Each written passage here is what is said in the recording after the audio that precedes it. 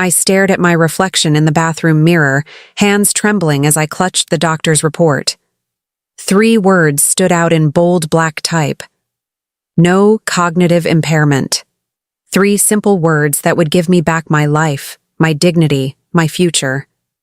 For 6 months, my own son had convinced everyone, my friends, my neighbors, even my other children, that I was losing my mind, all to gain control of everything I'd spent a lifetime building. But now, the truth was typed on official letterhead, and I finally had proof that I wasn't crazy. I was just inconvenient. My name is Eleanor Pembroke. I'm 68 years old, and until last year I thought I knew what betrayal felt like. I was wrong. Before we jump back in, tell us where you're tuning in from, and if this story touches you, make sure you're subscribed because tomorrow, I've saved something extra special for you. The chill of early October seeped through my cardigan as I walked across the lawn of what used to be my home, a sprawling Victorian in the quiet suburb of Millfield, Connecticut. The maple trees I'd planted 30 years ago now towered, overhead, their leaves turning brilliant shades of amber and crimson.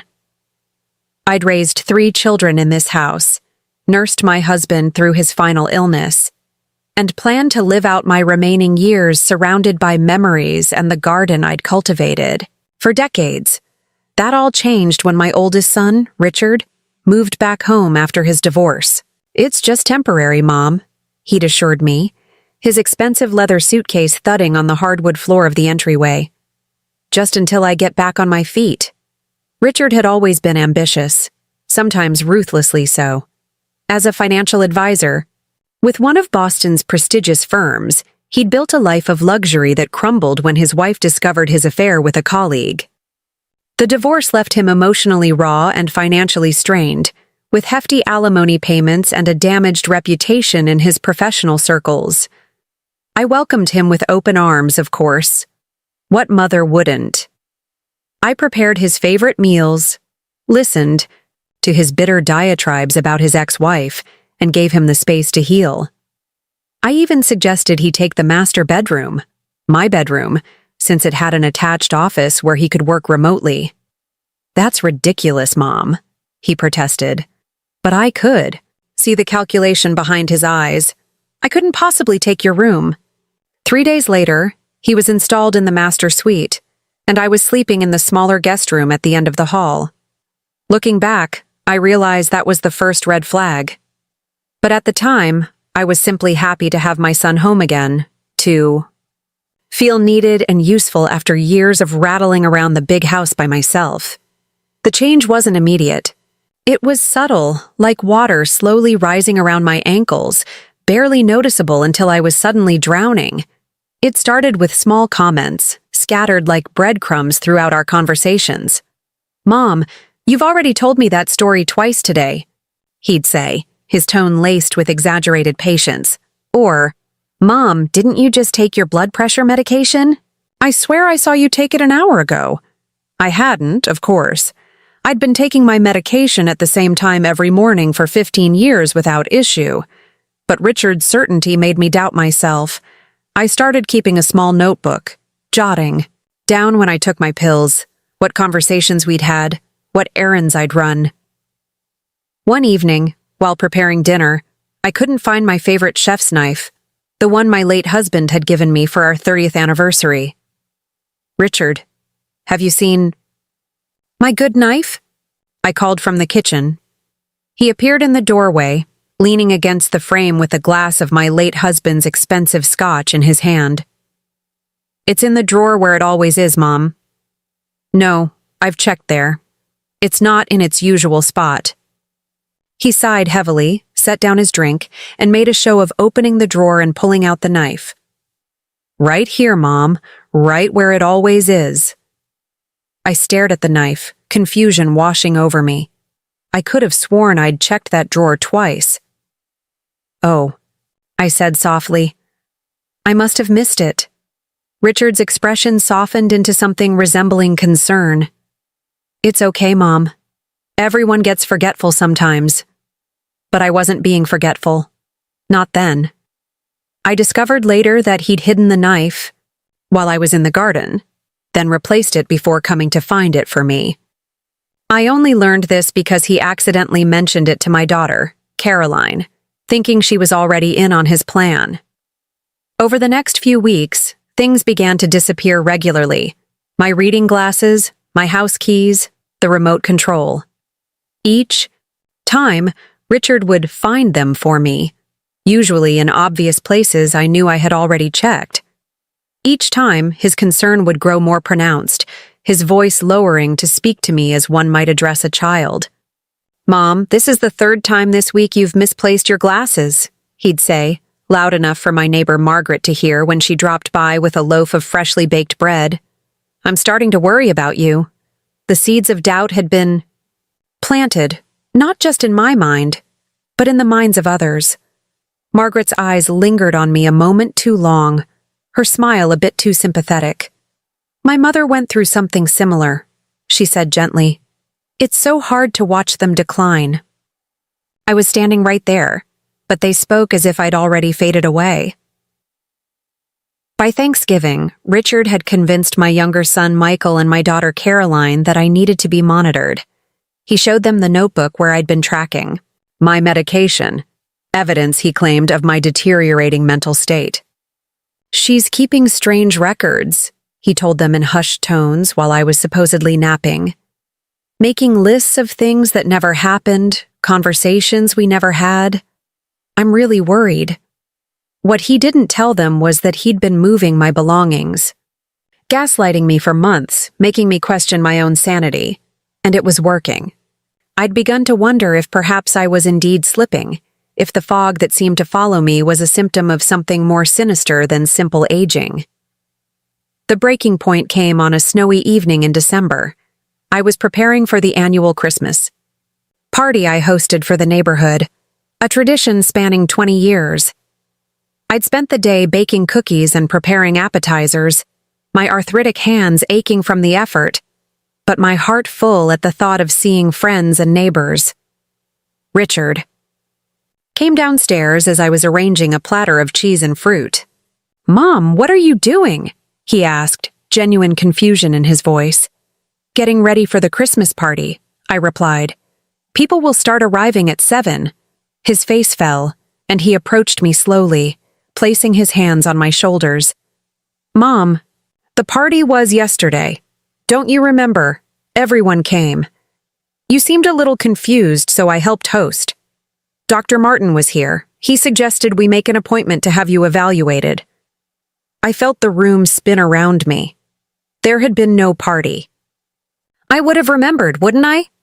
"That's not possible," I whispered, but uncertainty crept into my voice.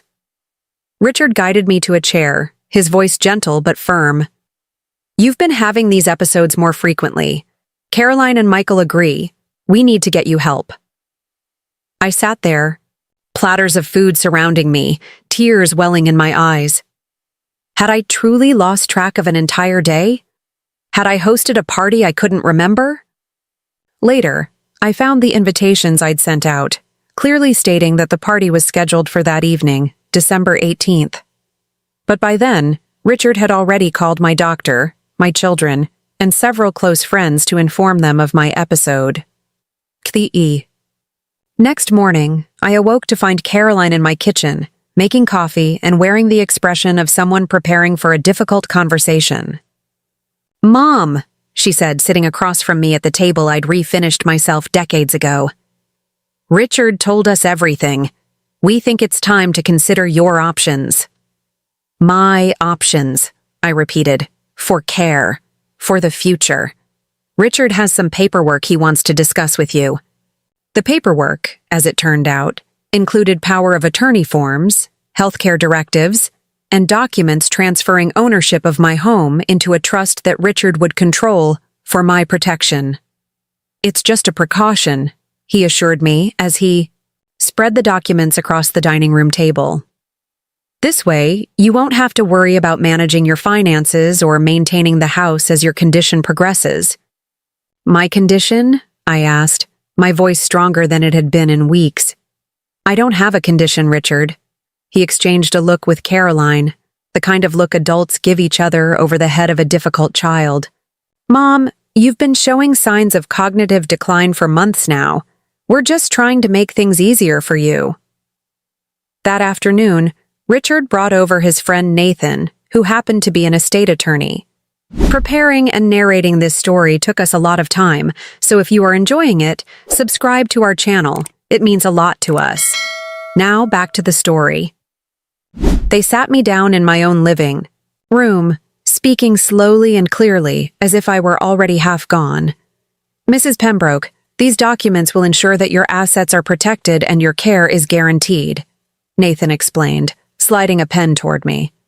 I didn't take it. I want to see my own lawyer, I said firmly. Richard's smile tightened. Mom, we've already discussed this with Hamilton. He agrees this is the best course of action given your condition. Hamilton Pierce had been my attorney for 30 years. I couldn't believe he would approve such arrangements without speaking to me directly. Then I want to talk to him myself, I insisted. He's away on vacation, Richard said smoothly. But he left these documents for you to sign before he left. He knows how important it is to get your affairs in order quickly. Something cold settled in my stomach. A feeling I hadn't experienced since the night I realized my first husband was lying about his whereabouts. It was the physical sensation of betrayal, of realizing someone you trust is manipulating you. I'm not signing anything today, I said, standing up. I need time to think. Richard's expression darkened momentarily before he caught himself and forced his features back into a mask of concern. Of course, Mom. Take all the time you need.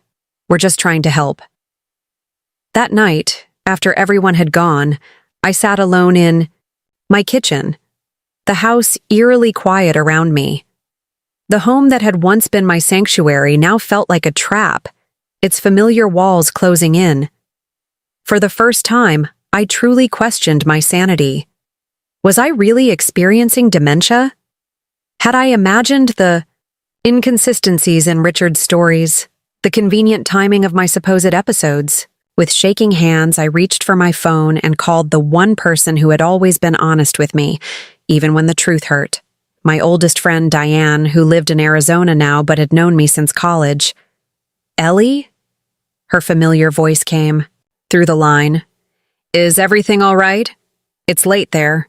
Diane, I whispered, afraid Richard might hear me from upstairs. I need to ask you something, and I need you to be completely honest with me. Always, she replied without hesitation. The last time we spoke, on Sunday, did I seem confused? To you? Did I repeat myself or forget things we'd discussed? There was a pause, and my heart sank. Then Diane spoke, her voice clear and certain. Ellie, you were sharp as a tack. You remembered details about my granddaughter's recital that even I had forgotten. Why? What's going on? Relief washed over me like a wave, nearly bringing me to tears. I told her everything. Richard's return, the missing items, the fabricated Christmas party, the legal documents. My God, Ellie, she breathed when I finished. He's gaslighting you. This is elder abuse. But what if I am experiencing episodes? I asked, the doubt still lingering. What if I'm forgetting things and don't realize it? Then you need a proper medical evaluation, she said firmly. Not from Richard's doctor friend, but from a specialist with no connection to your family, and you need to call Hamilton right now. Richard said he's on vacation. It's worth checking. Call his office first thing tomorrow. The next morning, I waited until Richard left for a meeting in the city. As soon as his car disappeared down the driveway, I called Hamilton's office. Pierce and Associates, how may I help you? His secretary answered. This is Eleanor Pembroke. I need to speak with Hamilton urgently. Of course, Mrs. Pembroke, let me see if he's available. My heart pounded as I waited. If Hamilton was truly on vacation, then perhaps Richard had been, telling the truth about other things as well? Eleanor? Hamilton's familiar voice came through the line. What can I do for you? The relief nearly buckled my knees. You're not on vacation? No, he replied, confusion evident in his tone. I'm right here in the office. Why? My voice trembled as I explained the situation, the documents Richard wanted me to sign, the claim that Hamilton had approved them. Eleanor, I haven't spoken to Richard in months, Hamilton said, his voice hardening. And I certainly haven't prepared any documents transferring your assets or power of attorney. This is extremely concerning. What should I do? I asked, fear and relief battling within me. First, don't sign anything. Second, I'm coming over this afternoon. And third, I think you should schedule that medical evaluation, not for the reasons Richard suggests, but to establish a record of your cognitive health.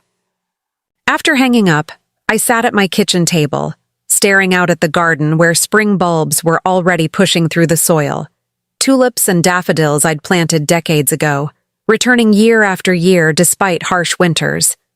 Something about their persistence strengthened my resolve. I reached for my notebook, the one Richard had used as evidence of my decline, and began to write. Not scattered notes about medication or errands, but a detailed account of everything that had happened since Richard moved back home. Every lost item, every fabricated event, every manipulative conversation. By the time Hamilton arrived at 3 o'clock, I had filled 12 pages. He read through my notes carefully, his expression growing grimmer with each page. When he finished, he looked up at me, determination in his eyes. Eleanor, what Richard is doing isn't just unethical, it's potentially criminal. Elder abuse takes many forms, and psychological manipulation is one of them. But how do I prove it? I asked. It's his word against mine, and he's already convinced everyone I'm losing my memory. Hamilton tapped my notebook. This is a start, but we need more. We need that medical evaluation from an independent specialist. He made a call from my kitchen, speaking in hushed tones to a colleague who specialized in elder law. When he hung up, he had the name of a neurologist at a respected memory clinic in Hartford, one with no connections to Richard or his circle. I've scheduled an appointment for you tomorrow morning, he said. I'll drive you myself. That night, I didn't sleep. I lay awake, listening to Richard moving around in what used to be my bedroom, wondering how the sweet little boy who once brought me dandelion bouquets had turned into a man who could systematically dismantle his mother's reality for financial gain. The evaluation at the memory clinic was thorough. Cognitive tests, blood work, brain scans, hours of questions and exercises designed to assess every aspect of my mental function. Dr. Sharma, the neurologist, was kind but meticulous, testing and retesting areas where she sensed Richard had focused his manipulation. Mrs. Pembroke, she said when we finished, her dark eyes direct and honest. I see no evidence of dementia or significant cognitive impairment. Your memory, reasoning, and executive function are all within normal ranges for your age group, actually above average in several areas. The rush of validation was so intense I had to grip the arms of my chair to stay upright. Then I'm not imagining things? The incidents my son described, they're not real? Based on what you've told me and the results of these tests, it appears your son has been deliberately manipulating your environment to make you question your memory and perception. It's a form of emotional abuse called gaslighting. Can you put that in writing? I asked, my voice stronger than it had been in months. In a report? Dr. Sharma nodded, her expression solemn. Absolutely. I'll prepare a comprehensive report detailing these findings, which you can share with your attorney and family members. And Mrs. Pembroke, she leaned forward, her voice dropping slightly. What your son has been doing to you is not just cruel. In this state, it's potentially criminal. As Hamilton drove me home, the doctor's report secure in my purse, I felt something shifting inside me, the fog of doubt lifting, replaced by a clarity that was almost painful in its intensity. For months, I'd questioned my own mind, my own memories. Now I knew the truth. I wasn't losing my grip on reality. Someone I loved had been deliberately trying to pry my fingers loose. What do I do now? I asked Hamilton as we turned onto my street. He glanced at me, his eyes, faded blue behind bifocals he'd worn as long as I'd known him, resolute. Now, Eleanor, we fight back, and we start by walking into that house with your head held high, knowing exactly who you are. I clutched the doctor's report in my hand as we approached the front door, the door to the home I'd bought with my late husband, the home where I'd raised my children, the home Richard had tried to steal from me, one misplaced object at a time. It was time to reclaim what was mine, beginning with my dignity. The moment I walked through my front door with Hamilton beside me and the doctor's report in my hand, I knew something had changed. The house felt different, an almost imperceptible shift in the air, as if the walls themselves were holding their breath. Richard's sleek black sedan wasn't in the driveway, but Caroline's practical blue minivan sat where my gardening truck usually parked. As Hamilton and I stepped into the foyer, I heard hushed voices from the living room. Caroline and Michael, my youngest son, who I hadn't seen in weeks despite him living just 30 minutes away. They fell silent when we appeared in the doorway. Caroline sat perched on the edge of the sofa, her fingers nervously twisting the silver bracelet I'd given her for her 30th birthday. Michael stood by the fireplace, one hand resting on the mantel where photographs of our family through the years were displayed, or had been, until recently. I noticed now that several were missing, including one of me receiving a community service award just last year. "Mom," Caroline said, her voice faltering slightly, "we didn't know you had gone out." "Clearly," I replied, my voice steadier than it had been in months. "Hamilton was kind enough to drive me to a doctor's appointment in Hartford." Michael's eyes darted to Hamilton, then back to me. "Richard said you weren't supposed to drive anymore. He said you got lost coming back from the grocery store last week. Another fabrication. I'd driven to that same grocery store every Tuesday for 20 years. "That's interesting," I said, setting my purse down deliberately on the side table. Considering I haven't driven anywhere in 2 weeks because Richard hid my car keys, he told me I must have misplaced them. Caroline and Michael exchanged uncomfortable glances.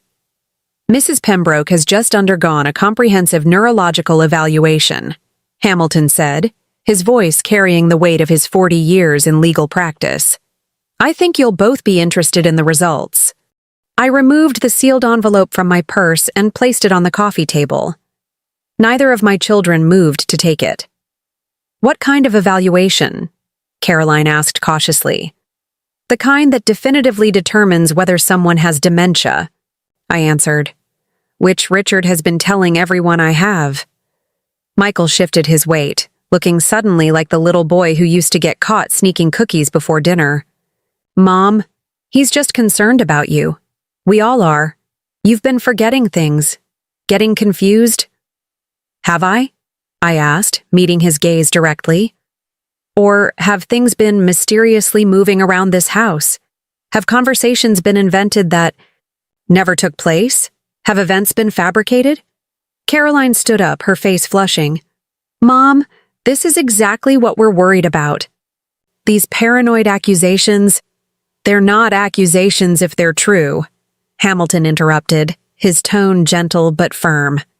"And they're not paranoid if there's evidence." I felt a sudden, fierce gratitude for this man who had been not just my attorney, but my friend since my husband and I bought our first small starter home decades ago. "Open the report," I said, nodding toward the envelope. Michael was the one who finally reached for it, breaking the seal with his thumbnail and unfolding the official letterhead of the Hartford Neurological Institute. His eyes scanned the document, widening slightly as he read. "Patient exhibits no signs of cognitive impairment or dementia," he read aloud. "Memory function, executive reasoning, and cognitive processing all test within normal to above average ranges for age group." He looked up at me, confusion written across his face. "I don't understand." "I think you do," I said quietly. "Your brother has been systematically manipulating my environment to make me, and all of you, believe I'm experiencing cognitive decline. He's been hiding my belongings, claiming I've forgotten conversations we never had, and inventing episodes of confusion. But why would he do that? Caroline asked, her voice small. Hamilton cleared his throat. I believe the stack of legal documents he's been pressuring your mother to sign might provide some insight into his motivations. I watched as understanding slowly dawned on their faces. Caroline's hand moved to cover her mouth, and Michael sank into the nearest chair. The trust documents, he muttered. The power of attorney. He said it was all to protect you. It was to protect my assets, I corrected. For himself. A key turned in the front door, and we all turned as Richard walked in, briefcase in hand, his expression shifting rapidly from surprise to calculated concern when he saw us all gathered in the living room. Mom, he said, his voice immediately adopting that patronizing tone I'd grown to detest. You shouldn't be out without letting someone know. We were worried. Were you? I asked, my voice steady. Or were you counting on me being safely tucked away while you convinced my other children that I'm mentally incompetent? Richard's eyes darted to the open report in Michael's hands, and something cold and calculating flickered across his face before he composed himself. I see you've been to some kind of doctor, he said carefully. Mom, we've discussed this. Dr. Martin is the only one who understands your condition. These other doctors don't have your history. Dr. Martin is your racquetball partner, I replied. And he's a dermatologist, not a neurologist. He has never formally evaluated me for anything related to cognitive function. Caroline turned to Richard, her expression hardening. Is that true? Richard set his briefcase down, straightening his expensive tie. A nervous habit he'd had since high school debates. Of course not. Dr. Martin referred us to a specialist. Mom must have forgotten. There was no specialist, I said firmly.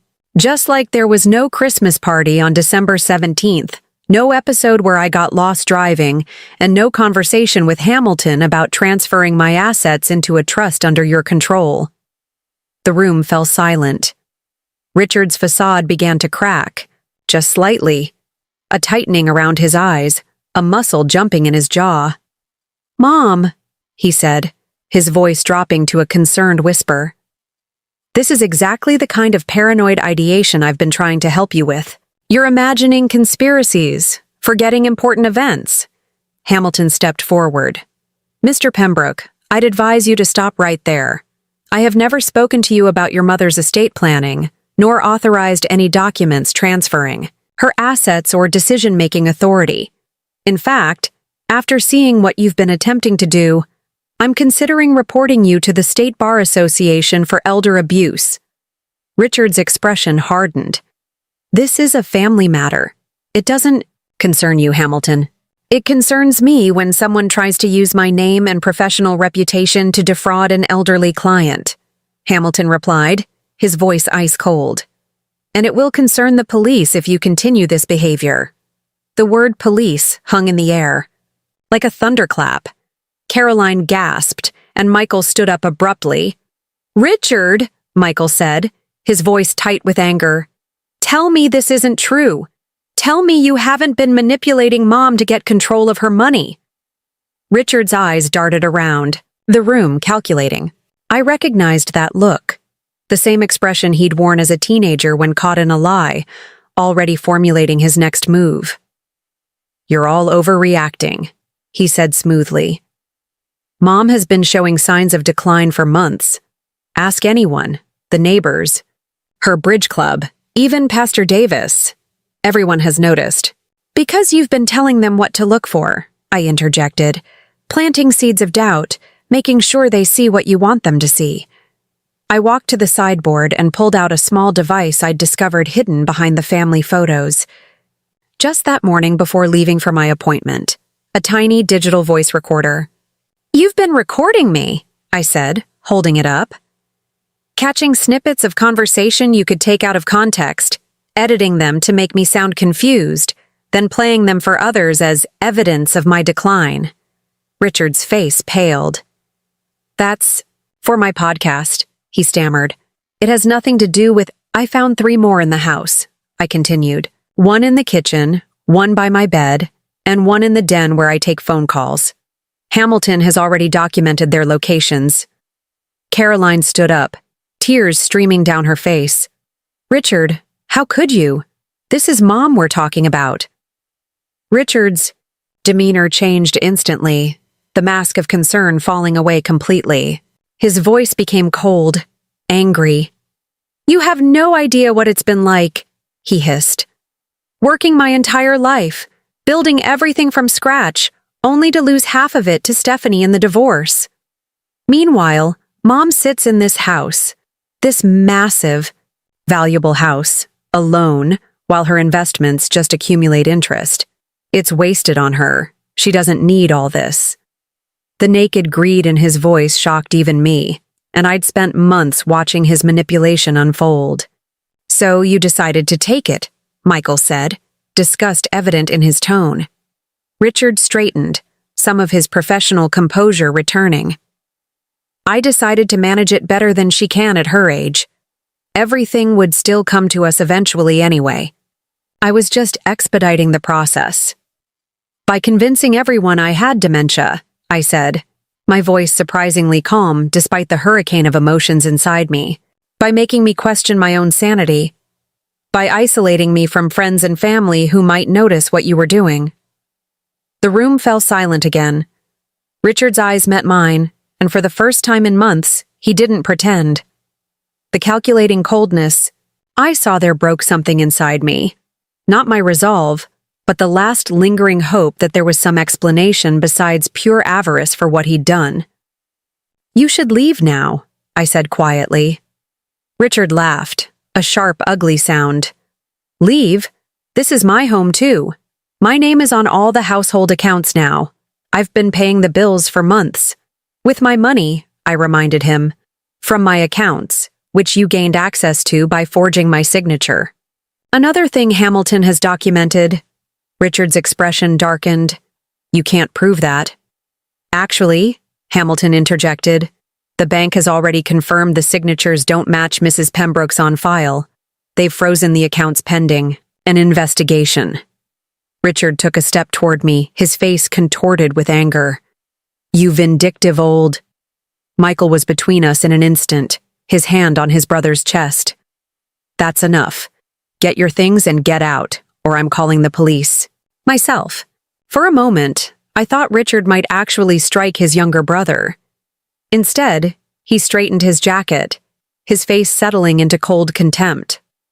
Fine, he said. But this isn't over. The house needs major repairs. The roof is leaking. The foundation has cracks. The property taxes alone will bankrupt you now that I won't be helping.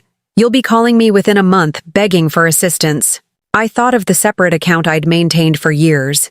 The one Richard knew nothing about, funded by the modest royalties from the children's books I'd illustrated in my younger years. It wasn't a fortune, but it was enough to keep me comfortable without touching my main investments. Goodbye, Richard, I said simply. He grabbed his briefcase and stormed toward the stairs, presumably to collect his belongings. Caroline collapsed onto the sofa, her shoulders shaking with silent sobs. Michael stood awkwardly in the middle of the room, looking simultaneously angry and lost. I'm so sorry, Mom, he finally said. I should have seen through him. I should have asked more questions. We both should have, Caroline added, wiping her eyes. When he told us you were getting confused, we just believed him. It was easier than facing the alternative. I sat beside my daughter, taking her hand in mine. The alternative being that your brother was capable of this level of deception? She nodded miserably. He's always been charming, I said softly. Even as a child, he could talk his way into or out of almost anything. That kind of charisma can be blinding. Michael paced the length of the living room, running his hands through his hair, a gesture so reminiscent of his father that it made my heart ache. What do we do now? He asked. Press charges? Take him to court? Hamilton, who had been quietly observing, spoke up. That's for your mother to decide. There's certainly enough evidence for criminal charges of elder abuse and financial exploitation. At minimum, we should pursue a restraining order. I closed my eyes briefly. The weight of everything that had happened, everything I had learned about my own son, settling heavily on my shoulders. When I opened them again, I felt a strange sense of calm. First, I said, I want to secure my home and my accounts. Then I want to speak with each person Richard has poisoned against me. My friends, my neighbors, my other children. I looked pointedly at Michael and Caroline. I need to set the record straight. And Richard? Caroline asked hesitantly. I thought about the little boy who used to climb into my lap during thunderstorms, seeking comfort from the noise and light that frightened him. I thought about the teenager who'd forged my signature on a failing report card, the college student who'd borrowed money from my purse without asking. The pattern had always been there, just never so destructive, so calculated. I don't know yet, I admitted. But whatever happens, it will be my decision, not his. As Richard's angry footsteps echoed from upstairs, punctuated by the sounds of drawers slamming and closet doors banging, I felt something unexpected, relief. The fog of doubt that had surrounded me for months was lifting. The constant questioning of my own mind, my own memories, was over. I was Eleanor Pembroke, mother, grandmother, widow, homeowner. I was not confused, not declining, not losing my grip on reality. I was, however, losing a son, or perhaps more accurately, seeing him clearly for the first time. And painful as that clarity was, it was infinitely better than the manufactured confusion I'd been living in. Because this pain was real, it was mine, and no one could manipulate me into doubting it. The morning after Richard left, I awoke in my own bedroom for the first time in months. The familiar crown molding I'd painted myself decades ago greeted me as sunlight filtered through lace curtains. I hadn't realized how much I'd missed this space, my space, until I reclaimed it. After Richard stormed out the previous evening, Michael had helped me change the locks. Caroline stayed overnight, sleeping in the guest room that had been mine during Richard's occupation. The house felt different already, lighter somehow, as if a noxious gas had been vented from the rooms. I sat up slowly, savoring the simple pleasure of waking in my own bed without someone hovering, watching for signs of confusion they could document and later use against me. On the nightstand sat a small silver picture frame containing a photo of my late husband Edward, his kind eyes crinkling at the corners the way they always did when he smiled. I touched the frame gently. "You would have seen through him immediately," I murmured. Downstairs, I could hear Caroline moving around the kitchen, the familiar clink of mugs and the rich aroma of coffee drifting up the stairs. I pulled on my robe and made my way down, pausing at the landing to look out the window at my neglected garden. Spring bulbs were emerging despite months of inattention, nature's reminder that some things persist regardless of circumstance. "Mom," Caroline said when I entered the kitchen. She looked tired, her eyes puffy from yesterday's tears. "I made coffee. Hamilton called a few minutes ago. He's meeting with the bank this morning to sort out your accounts." I poured myself a cup, the familiar routine comforting in its normalcy. "Did Richard take much?" Caroline's expression tightened. "Hamilton thinks around 40,000 from your checking and money market accounts. But the investments are intact. Richard couldn't access those without your signature on additional forms." $40,000, a substantial sum, but far less than what Richard had been angling for with those trust documents. I felt a complex mixture of emotions, anger at the theft, relief that it wasn't worse, and a deep, aching sadness for what my son had become. "The police called too," Caroline added hesitantly. "They want to know if you're pressing charges." I sat down at my kitchen table, running my fingers over a small scratch in the oak surface, a mark left by Lily, my granddaughter, when she was learning to write her name. "I don't know yet." Caroline joined me, her hands wrapped around her coffee, Ugh. Mom, what he did was criminal. It wasn't just manipulation.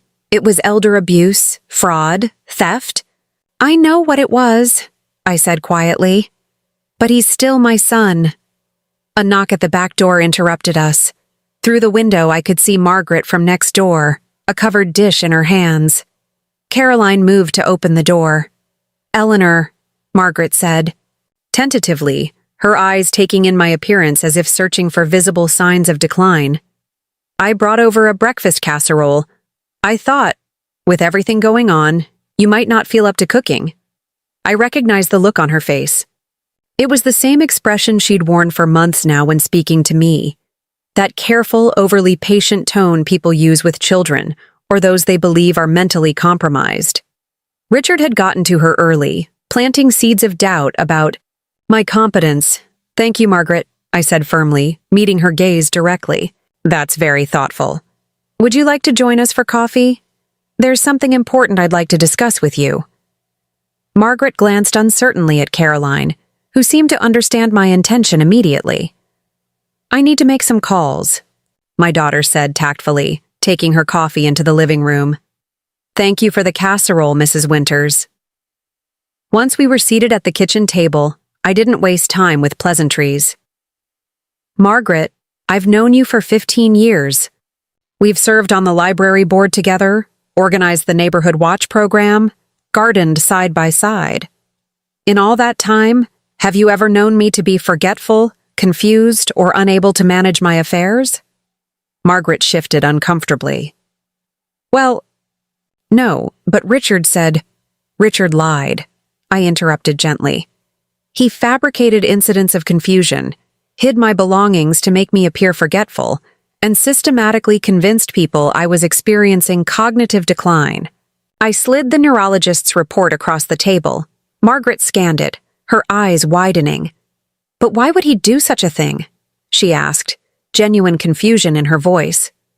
To gain control of my assets, I replied simply. The house, my investments, everything I've worked for. Margaret's hand flew to her mouth. Oh, Eleanor, I'm so sorry. I should have... She broke off, clearly struggling with her own complicity in Richard's scheme. You believed what you were told by someone you had no reason to distrust, I said. Many people did. But I need your help now, Margaret. Richard spoke to many of our neighbors, our friends at church, the entire bridge club. He's created this false narrative about me that I need to correct. Margaret reached across the table and squeezed my hand, her eyes bright with unshed tears. Of course, whatever you need. That conversation with Margaret was the first of many over the following days. One by one, I met with friends, neighbors, and community members who had been fed Richard's lies. Some were immediately contrite, horrified to learn they had been unwitting participants in his scheme. Others were more skeptical, Richard's poisonous, suggestions having taken deep root in their minds. Pastor Davis from First Presbyterian was particularly difficult to convince. Richard had apparently shown him edited recordings of me appearing disoriented, claiming they were evidence of my rapid decline. Eleanor, the pastor said when I visited his office with the neurologist's report, I understand you want to believe you're fine, but denial is common with dementia patients. I fixed him with a steady gaze. James, I said, using his first name deliberately, you officiated at Edward's funeral 12 years ago. In your sermon, you quoted Tennyson's Crossing. The bar because I told you it was Edward's favorite poem. Can you recite the first stanza? The pastor blinked, caught off guard. Well, it's been many years. Sunset and evening star, and one clear call for me. And may there be no moaning of the bar when I put out to sea, I recited without hesitation. The second stanza continues, but such a tide as moving seems asleep, too full for sound and foam, when that which drew from out the boundless deep turns again home. Pastor Davis stared at me, speechless. People with dementia don't typically retain poetry with perfect recall, I said gently. Nor do they drive themselves to appointments, manage their investments, or catch their adult children in elaborate schemes of financial exploitation. His expression softened. I see I've been misled. Forgive me, Eleanor. By the end of the week, I had reclaimed not just my home and accounts, but my reputation in the community. Hamilton had been instrumental, accompanying me to the bank where a sympathetic manager helped identify and reverse Richard's unauthorized transfers. The discovery that he had forged my signature on multiple documents strengthened the legal case against him, should I choose to pursue it. Michael had taken a week off work to help around the house, removing the surveillance devices Richard had planted and repairing the small acts of sabotage designed to make the house appear neglected. The disconnected downspout that caused water to pool against the foundation. The deliberately clogged gutters Richard had pointed to as evidence I could no longer maintain my home. He told us you'd stop taking care of the place, Michael said as he reconnected the kitchen disposal Richard had secretly disabled. That it was becoming unsafe for you to live here alone. While simultaneously making it unsafe, I observed. Caroline had been focusing on emotional damage control, particularly with her children, my grandchildren, who had been told by their Uncle Richard that Grandma is sick and might not recognize you. Lily, just 7, had been particularly confused and upset by this. Caroline arranged for me to spend an afternoon with them at the park, normal quality time that helped reassure them that Grandma was the same as always. After they left, I sat alone in my garden for the first time in months, surveying the beds that needed attention after a winter of neglect. Daffodils had pushed through despite everything, their bright yellow faces turned toward the spring sun. I made a mental list of tasks, pruning the hydrangeas, dividing the hostas, refreshing the mulch around the rose bushes. The simple act of planning garden work felt revolutionary, an assertion that I had a future here, in this place, capable and independent. The phone rang, pulling me from my thoughts. It was Hamilton. Eleanor, he said, his tone serious. The police detective handling your case called.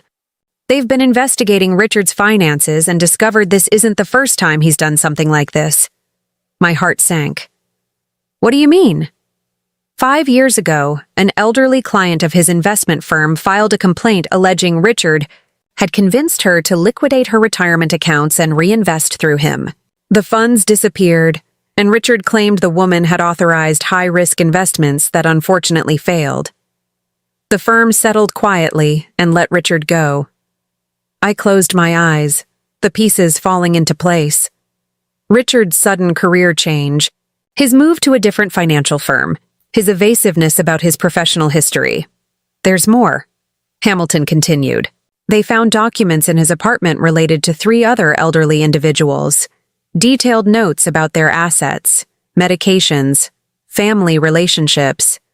The detective believes he was selecting his next targets.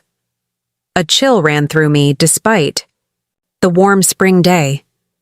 He was planning to do this to others. Yes, which brings me to the difficult question we've been avoiding.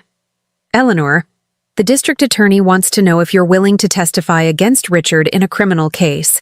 With your testimony and the evidence they've gathered, they believe they can stop him from doing this to anyone else. The weight of the decision pressed down on me. To publicly testify against my own son, to potentially send him to prison. What kind of mother does that? But then I thought of those other names in his files. Elderly people who might not have family to protect them, who might not catch on to his manipulation until it was too late, who might lose everything they'd worked for to my son's calculated greed.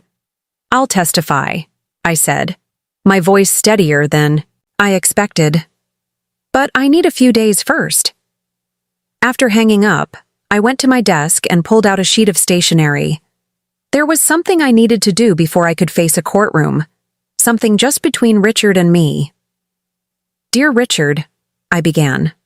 I'm writing to tell you that I will be testifying against you in criminal court. I want you to hear this from me directly, not from an attorney or police officer. What you did to me was cruel beyond measure.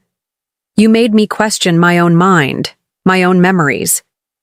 You isolated me from friends and family. You betrayed my trust in the most fundamental way possible. But that is not why I'm testifying. I'm testifying because I've seen the names of the others you were planning to deceive. People who might not have caught on in time. People who might have lost everything to you. When you were a child, I taught you that we have a responsibility to protect those who cannot protect themselves. I taught you that honesty and integrity matter more than money or possessions. Somewhere along the way, you forgot those lessons or chose to discard them. I cannot protect you from the consequences of your actions anymore. I cannot pretend this didn't happen or that it was a misunderstanding. To do so would make me complicit in what you might do to others in the future. I still love you, Richard. You are my son, and nothing can change that. But love without accountability isn't love at all. It's enablement. Perhaps someday you will. Understand that this letter, this decision comes from that love, not from vengeance or anger, but from the hope that you might yet become the person I raised you to be. Mom, I sealed the envelope, wrote his name on the front, and set it aside to mail in the morning. Then I returned to my garden, pulling on worn gloves and kneeling in the soft earth to tend the plants that had somehow survived the winter. As I worked, I felt a sense of peace settling over me. Not happiness exactly, but certainty. The future stretched before me, uncertain in many ways, but undeniably mine to shape. My home was secure. My mind was clear. My other children had rallied around me with love and support, and while I had lost one relationship in the most painful way imaginable, I had reclaimed something perhaps even more valuable: my sense of self.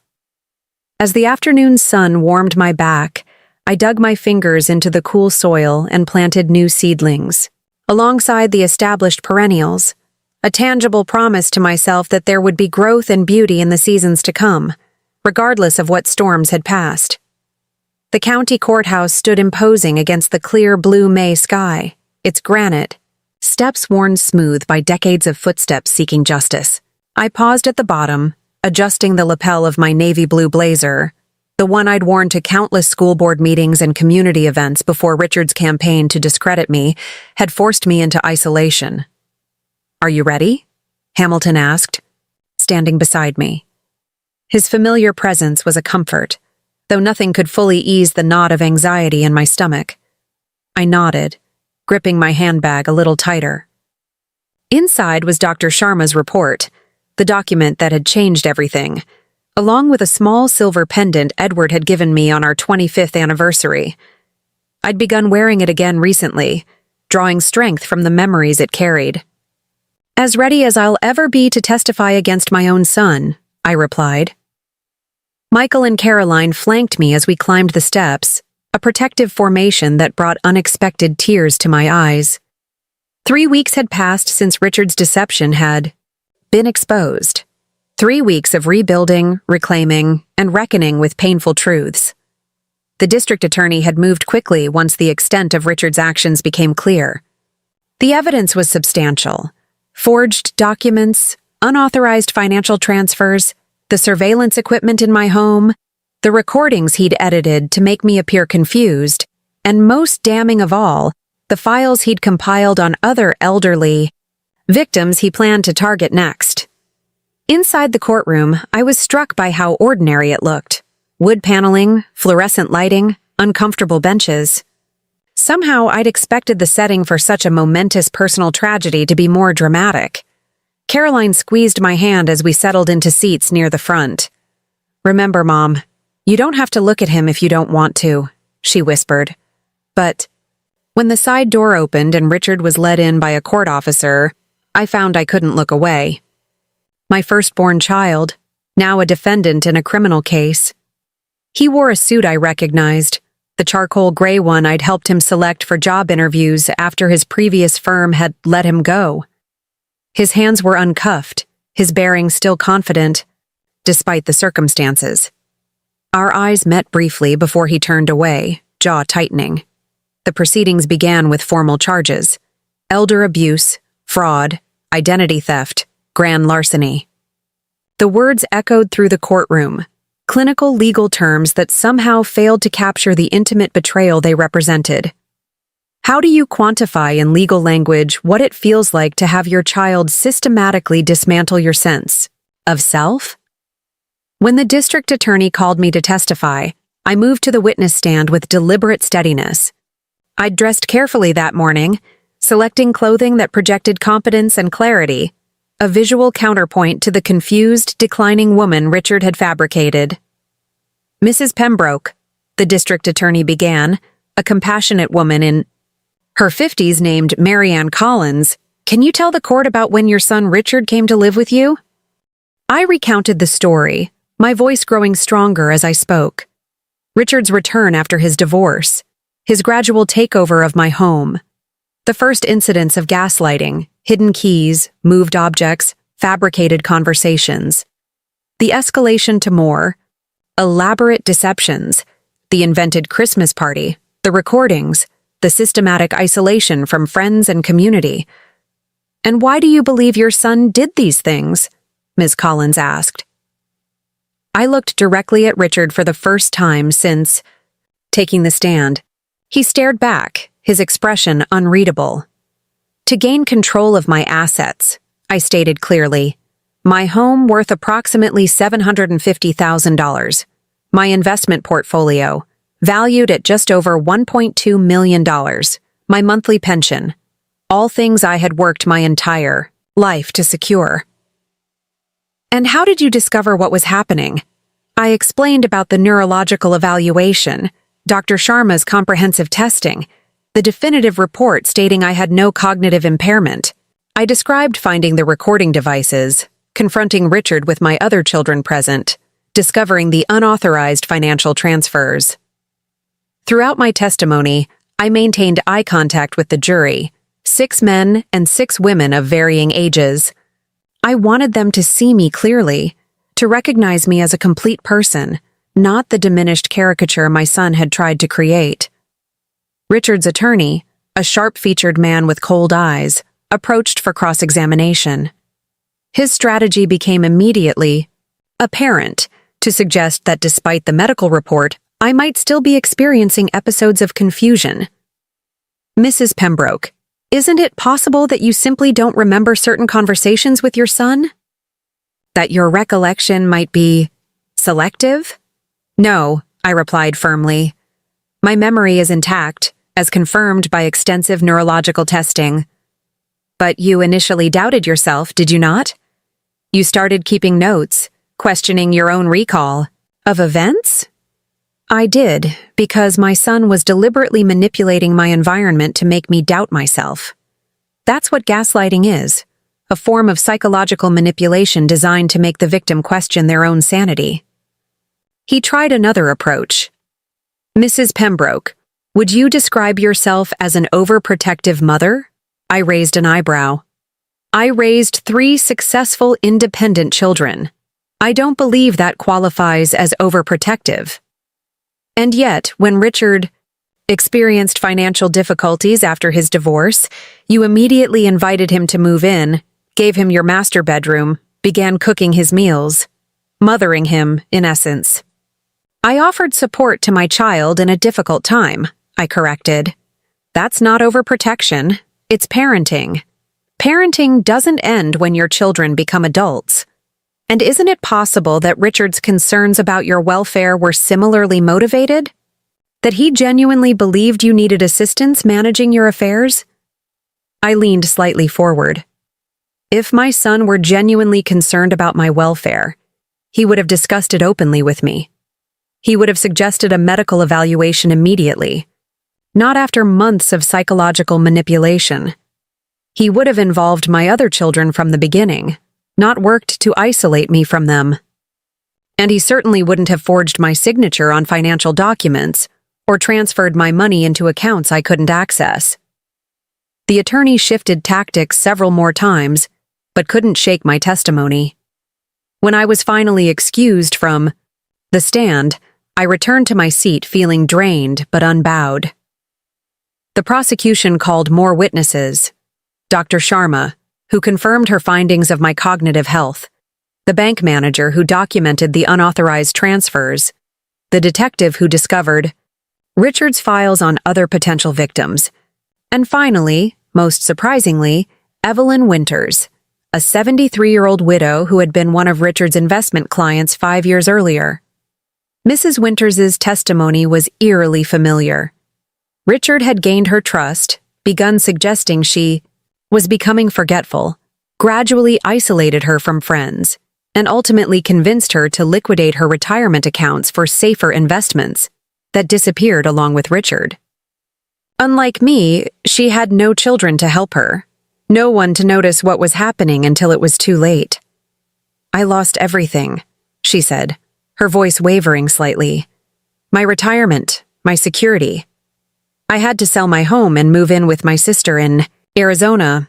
Mr. Pembroke knew I had no family nearby to protect me. That's why he chose me."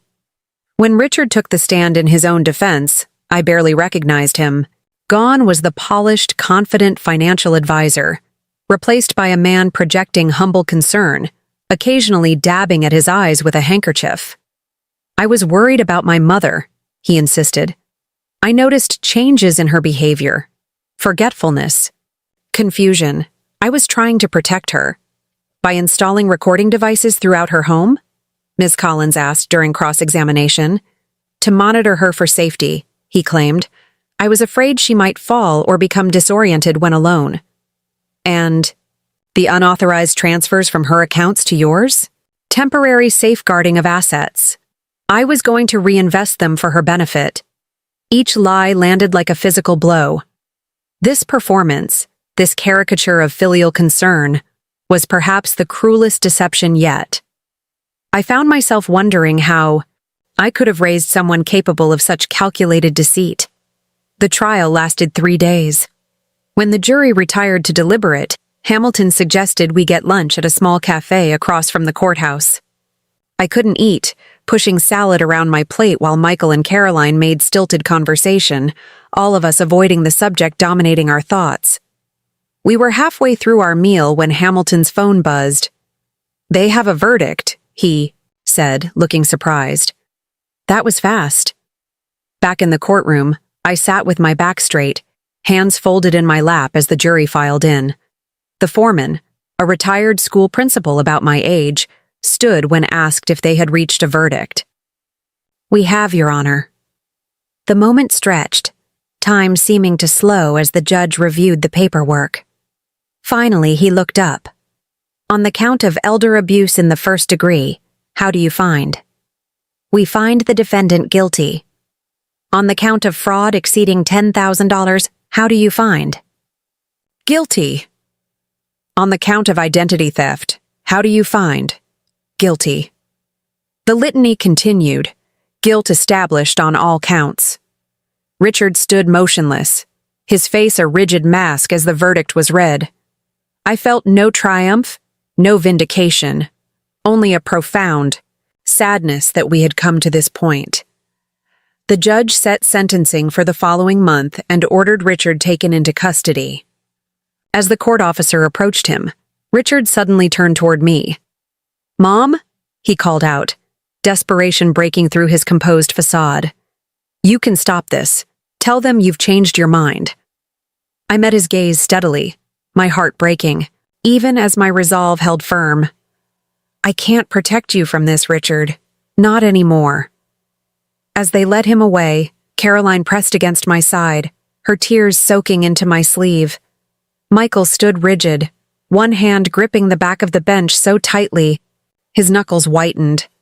In that moment, we were just a family shattered by choices that could never be unmade. Outside, reporters waited on the courthouse steps. I'd anticipated this. A case involving elder abuse by a financial professional against his own mother had attracted considerable media attention. Hamilton had prepared a brief statement, which I delivered with quiet dignity. Today's verdict cannot undo the damage that has been done, not just to me, but to other victims.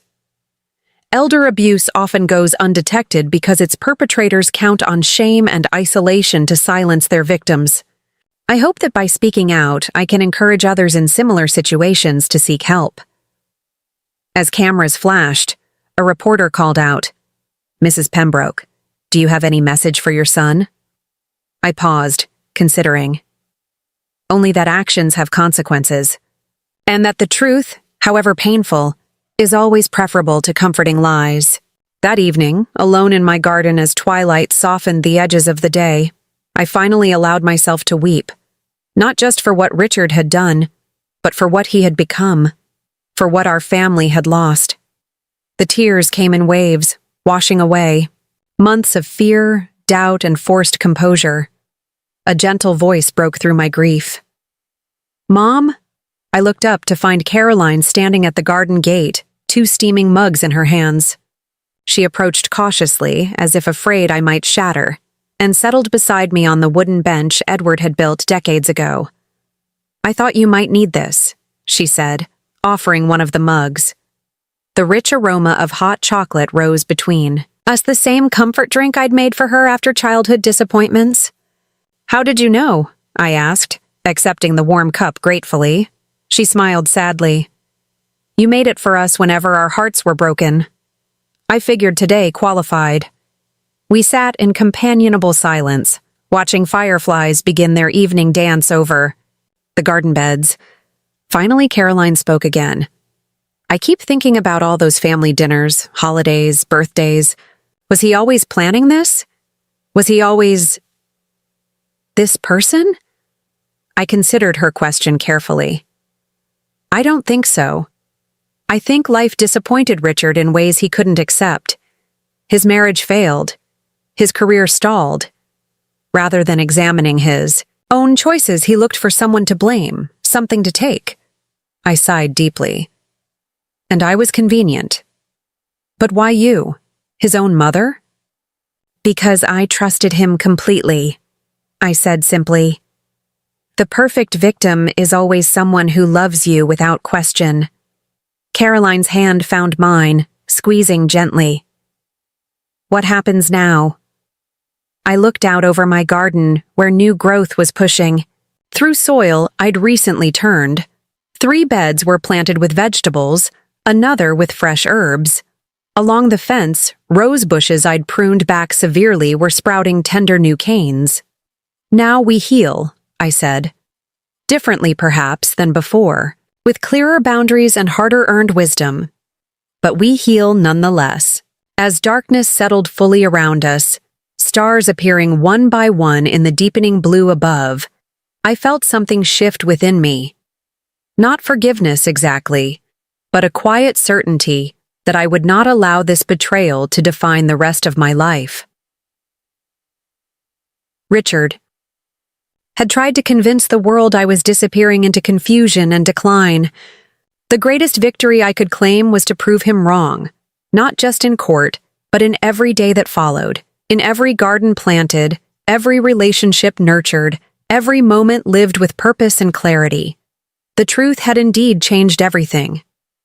Not by erasing the pain, but by illuminating a path forward through it, one I would walk on my own terms, with my mind clear and my dignity intact. 6 months after the trial, I stood at my kitchen window watching golden autumn leaves drift across the yard. The Japanese maple Edward and I had planted for our 20th anniversary was ablaze with crimson, its reflection shimmering in the small pond we'd added the following spring. My world had transformed since those dark days when Richard had nearly convinced me and everyone else that my mind was failing. The doorbell chimed, pulling me from my reverie. I smoothed my hands over the soft cashmere sweater I'd treated myself to last week, a small luxury that symbolized my reclaimed independence, and went to answer. On my porch stood Judith Chen, a sharp-eyed woman in her early 50s, briefcase in hand. As head of the county's newly formed Elder Justice Task Force, she'd contacted me several weeks ago about speaking at their upcoming symposium. "Mrs. Pembroke," she greeted me with a firm handshake. "Thank you for making time for me today." "Please," "Call me Eleanor," I said, ushering her inside. "And I've made tea." We settled in the sunroom, autumn light spilling across the wicker furniture and potted ferns I'd nursed back to health after months of Richard's deliberate neglect. The space felt wholly mine again. No surveillance devices, no rearranged belongings, no manufactured evidence of decline. "I've reviewed the transcript from your son's sentencing hearing," Judith began, accepting the cup I offered. "The judge's decision to make it a landmark case in elder exploitation has created ripples throughout the legal community. Richard had received 8 years, a sentence that reflected not just his crimes against me, but the premeditated nature of his actions and the evidence that he'd targeted others. The judge had cited a disturbing pattern of predatory behavior and a profound breach of familial trust in his ruling. The task force believes your story could help others recognize the warning signs of exploitation," Judith continued, "particularly when it comes from family members, which is often the hardest type to identify and report." I traced the rim of my teacup thoughtfully. For months, I doubted my own mind, because I couldn't imagine my son would deliberately manipulate me. That's what makes this type of abuse so insidious. It exploits the very trust that should protect us. Judith nodded. "Exactly. And your case highlights something we're seeing more frequently: financial exploitation disguised as concern for cognitive decline." We spent the next hour discussing the symposium and what my role might entail. As Judith prepared to leave, she paused by the collection of family photographs on my mantel, recently restored to their proper places after Richard had systematically removed them. "May I ask a personal question?" she said, studying a photo of Michael's family taken at last month's Labor Day barbecue. "How have you managed to maintain relationships with your other children after everything that happened?" It was a profound question, one I'd struggled with myself in the aftermath of Richard's betrayal. "With honesty," I replied, "and by refusing to let one broken relationship poison the others." Michael and Caroline weren't complicit in Richard's scheme. They were manipulated too, fed carefully curated misinformation about my condition. What I didn't add was how deeply we'd all had to work to rebuild trust. The family therapy sessions, where Caroline had broken down, confessing her shame at having believed Richard so readily. The long conversation with Michael where he'd admitted feeling guilty for not visiting more often, for not seeing through his brother's deception earlier. "And your grandchildren?" Judith asked gently. I smiled, thinking of Lily's recent soccer victory and how she'd run straight to me after scoring the winning goal, her face alight with triumph. Children are remarkably resilient when given honest, age-appropriate explanations. They understand that sometimes people make terrible choices and that those choices have consequences. After Judith left, I walked through my garden, now transitioning to its autumn state.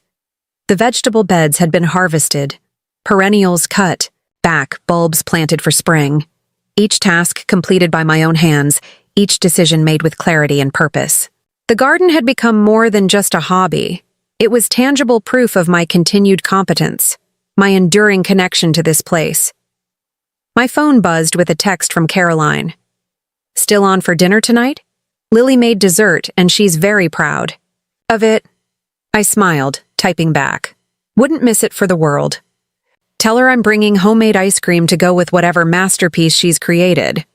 These weekly family dinners had become a cornerstone of our healing process, a reclaiming of ordinary joy after extraordinary pain. Sometimes Michael and his wife Jennifer joined us. Sometimes it was just Caroline and her children. But the ritual itself mattered. The steady reassurance that while one family bond had fractured beyond repair, others had emerged stronger. Later that afternoon, I drove to the local community center where I'd recently begun volunteering with a financial literacy program for seniors. The irony wasn't lost on me, that after nearly losing control of my own finances, I was now helping others protect theirs. "Eleanor!" Marge Williams, the program coordinator, greeted me with warmth. "We've got a full house today. Word about your workshop has been spreading." The meeting room was indeed filled beyond capacity, folding chairs added in the back to accommodate the crowd. Most attendees were my contemporaries, men and women in their 60s and 70s, some accompanied by adult children. But I also noticed a few younger faces, social workers, elder law attorneys, healthcare providers seeking to better serve their clients. I arranged my materials at the front of the room, conscious of how far I'd come from those dark days of isolation and self-doubt. The presentation I'd prepared was titled, Protecting Your Financial Independence, Recognizing and Preventing Exploitation. Good afternoon, I began, my voice clear and confident. My name is Eleanor Pembroke, and less than a year ago I almost lost everything to someone I trusted implicitly, my oldest son. A murmur rippled through the audience. Though my case had received media attention, hearing it stated so directly clearly caught some off guard. I continued, recounting my experience not as a shameful secret, but as a cautionary tale that might help others avoid similar pain. The most dangerous predators aren't strangers, I explained. They're the people who know your vulnerabilities, your assets, your routines. They're the ones who can exploit your trust because you never imagine they would harm you. Throughout the hour-long session, I outlined practical steps seniors could take to protect themselves. Regular financial check-ins with trusted advisors, transparent communication with family members about estate planning, careful documentation of valuable assets, establishing relationships with bank managers who could flag unusual activities. When I opened the floor for questions, a silver-haired man in the front row raised his hand. How do you handle the family dynamics now? I mean, with your other children? It was the second time that day someone had asked about this aspect of my experience, perhaps the most complex and painful part of the aftermath. With intention and boundaries, I answered honestly. We had to acknowledge what happened without letting it define us. My son made devastating choices, but those choices reflect on him, not on me, and not on his siblings. A woman toward the back spoke up next, her voice quavering slightly. I think something similar might be happening to my mother. My brother moved in with her after his job loss, and suddenly she's too confused to handle her bills, her medications. But when I visit, she seems fine. My heart ached for this stranger and her mother, another family potentially facing the same betrayal we had experienced. After the workshop concluded, I spoke with her privately, providing contact information for both Judith Chen's task force and Dr. Sharma, who had become an advocate for neurological evaluations in contested competency cases. Driving to Caroline's house that evening, I reflected on how my personal tragedy had gradually transformed into a platform for helping others. It wasn't the role I would have chosen, certainly not the legacy I'd imagined creating in my later years, but there was meaning in it nonetheless. A purpose born from pain. Caroline's home glowed with warm light against the gathering dusk. Through the front window, I could see Lily setting the table, carefully arranging napkins with the same focused expression she'd worn as a toddler stacking blocks. Her brother Jason lounged nearby, ostensibly helping but mostly scrolling through his phone in the way of 12-year-old boys everywhere. As I gathered my purse and the container of homemade strawberry ice cream, a notification appeared on my phone, an email from Hamilton with a subject line that made my breath catch, Update Richard's appeal. Richard had filed an appeal 3 months after sentencing, claiming ineffective counsel and challenging the admissibility of certain evidence. Hamilton had warned me this was likely, but had expressed confidence that the conviction would stand. Hesitated, my finger hovering over the notification. Part of me wanted to open it immediately, to know whether this chapter of my life would be extended through prolonged legal proceedings. Another part recoiled from any connection to Richard and the darkness he had brought into my life. In that moment of indecision, the front door of Caroline's house swung open. Lily spotted me sitting in the driveway and came bounding out, her dark braids bouncing. "Grandma! You're here! Come see what I made!" I tucked my phone away, unopened. Hamilton's email would wait. This moment, my granddaughter's excitement, the simple joy of a family dinner, deserved my full attention. Inside, the house was filled with the savory aroma of Caroline's lasagna and the comforting scent of garlic bread. Jason looked up from his phone long enough to offer a casual, "Hey, Grandma," before returning to whatever game had captured his interest. Caroline emerged from the kitchen, wiping her hands on a dish towel. "Perfect timing," she said, embracing me. "Dinner's almost ready." Lily tugged at my hand. "Come see my cake first. I did it all by myself. Well, Mom helped with the oven part."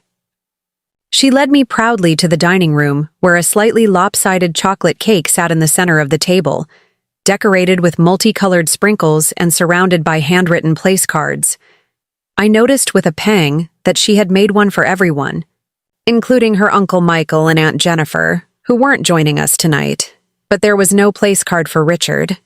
No space held in anticipation of his return. In the natural wisdom of children, Lily had accepted our new family configuration without the complicated grief that sometimes still ambushed the adults. Throughout dinner, I found myself observing Caroline with new appreciation. She moved through her home with confidence, managing her children's competing needs, maintaining conversation, creating this stable environment despite the family trauma we had all endured. I saw in her the resilience I had tried to model, the strength that emerges not despite adversity, but because of it. "Mom?" Caroline's voice broke through my thoughts. "You seem distracted. Is everything okay?" I considered mentioning Hamilton's email, but decided against it. "Just reflecting," I said, "on how fortunate I am to be here, with all of you, with my mind clear and my future my own." Later, after Lily's cake had been served with my homemade ice cream. After the kitchen had been cleaned and the children had disappeared to their rooms, Caroline and I sat on her back porch with glasses of wine. The night air carried the crisp scent of autumn, a reminder of nature's constant cycles of ending and beginning. "I saw on the community newsletter that you're speaking at the Elder Justice Symposium next month," Caroline said. "How does that feel?" I considered her question carefully. "Necessary," I finally answered. "Not always comfortable, but necessary." "Are you afraid?"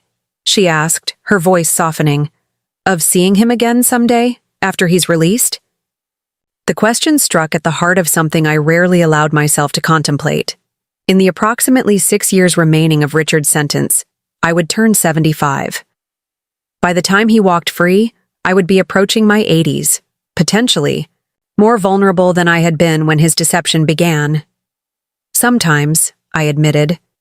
Not of physical harm, but of emotional manipulation. "He's very good at it, Caroline. He had everyone fooled, doctors, lawyers, neighbors, family. Even you." She nodded, pain flickering across her face.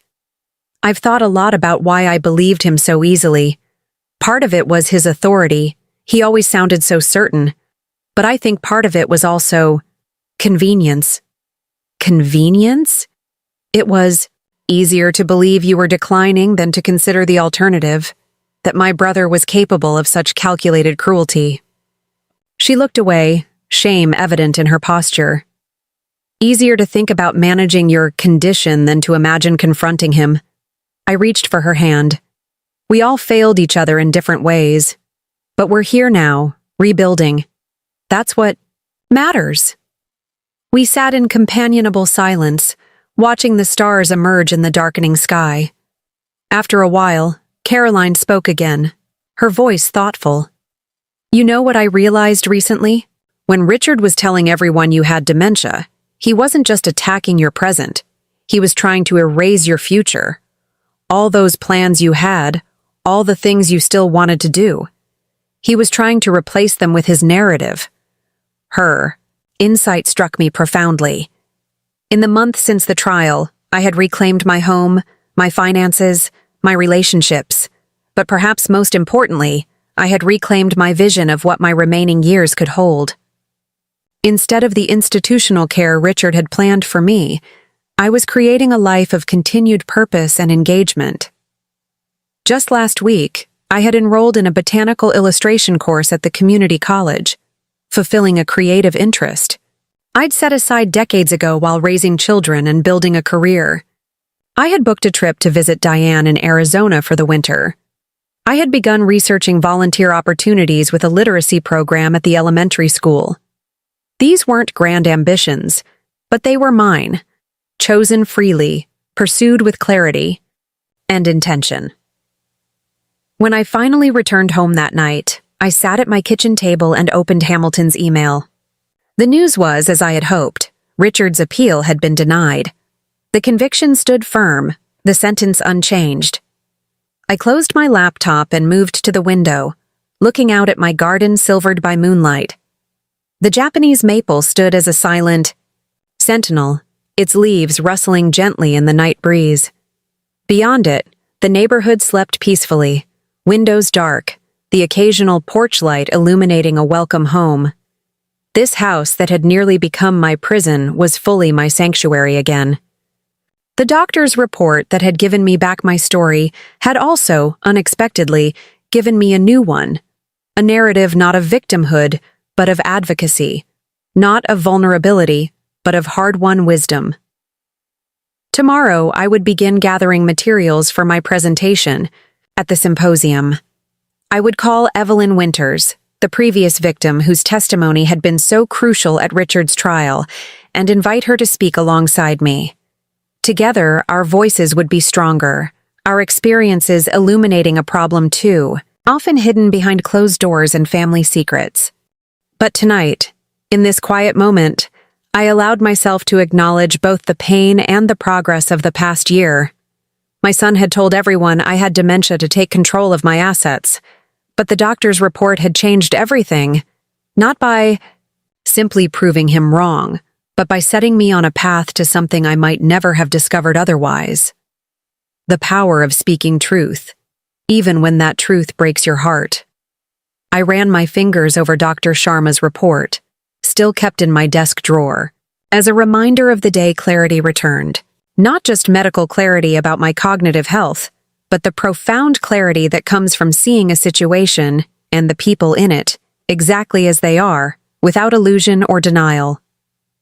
It was not the future I had imagined for myself at 68, but it was a future entirely my own, built on foundations stronger than betrayal, more enduring than grief. And that, perhaps, was the most unexpected outcome of all. Up next, you've got 2 more standout stories right on your screen. If this one hits the mark, you won't want to pass these up. Just click and check them out. And don't forget to subscribe and turn on the notification bell so you don't miss any upload from us.